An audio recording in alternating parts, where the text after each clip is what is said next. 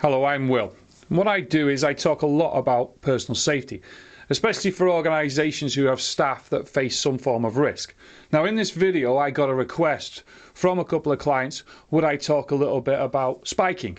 Because spiking of individuals' drinks at the moment is one of them topical subjects that comes around every now and again.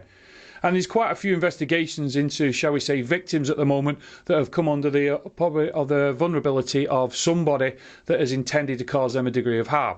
Now, what I do also is I talk a lot to organisations about staff safety, and I review bits of equipment every now and again that get sent to me by clients or individuals to see if they're beneficial for staff safety. Now, what I would like to do before I go on in this video is I'd just like to thank some people.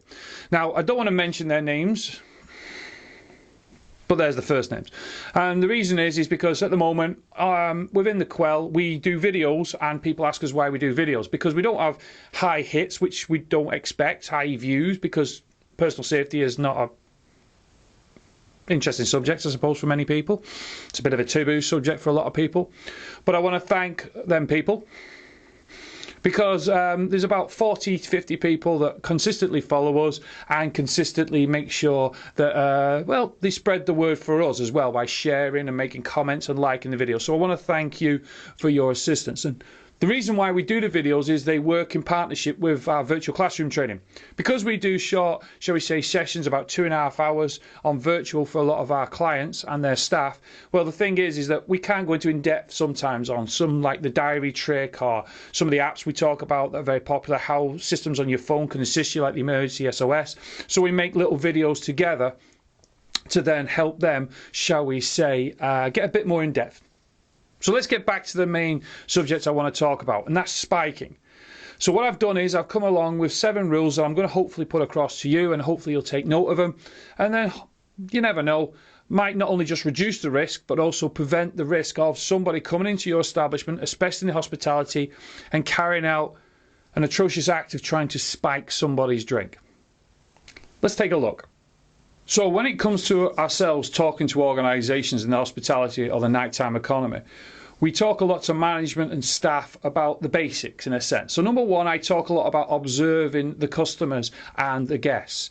Right, what is their behaviour like? Just because someone appears to be intoxicated doesn't mean that they are intoxicated. They could be classed as a vulnerable individual. So how do we identify this? There's also this interpretation when we talk about the ones who are suspicious that they could be, shall we say, on their own. From my experience of working in the hospitality sector, I have come across where individuals working in pairs or groups have been known to spike individuals' drinks. So again, we're looking for, shall we say, a pattern of behaviour from our customers or our guests. Yes, staff are very busy serving, running around, etc., etc. But what I always say to them is, look, if you spot something and it doesn't feel right, you should ask or speak to somebody, or in that case, investigate when it's safe.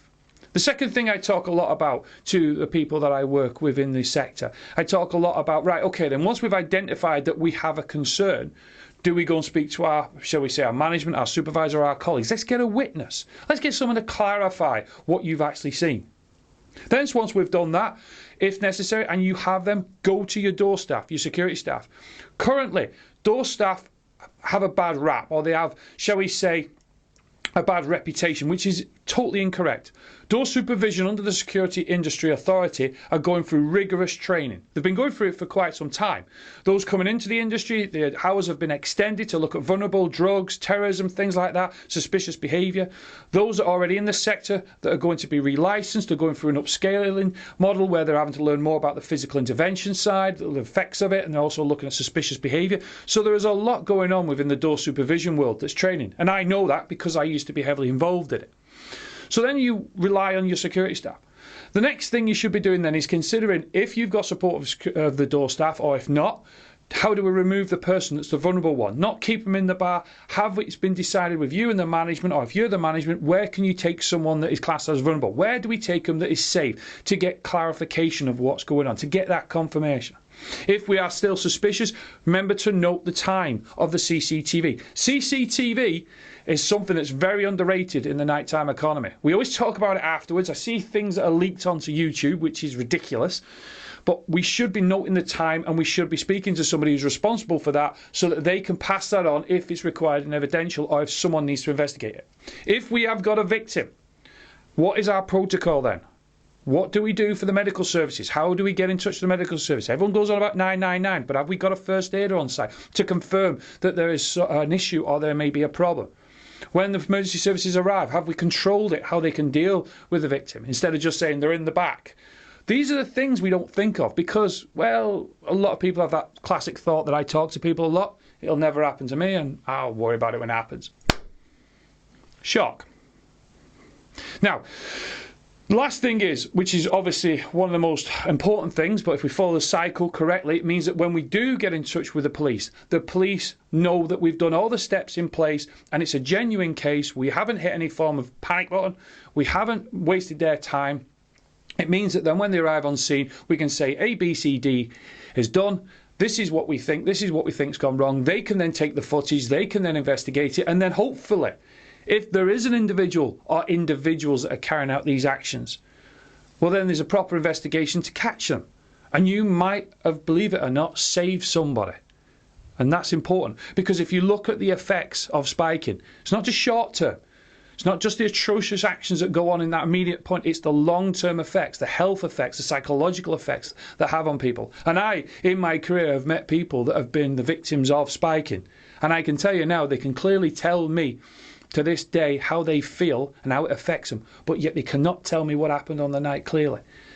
And that's a block that they go through, and that's a psychological harm. So if you're an organisation out there, I've only just given you 7 simple points to think and consider.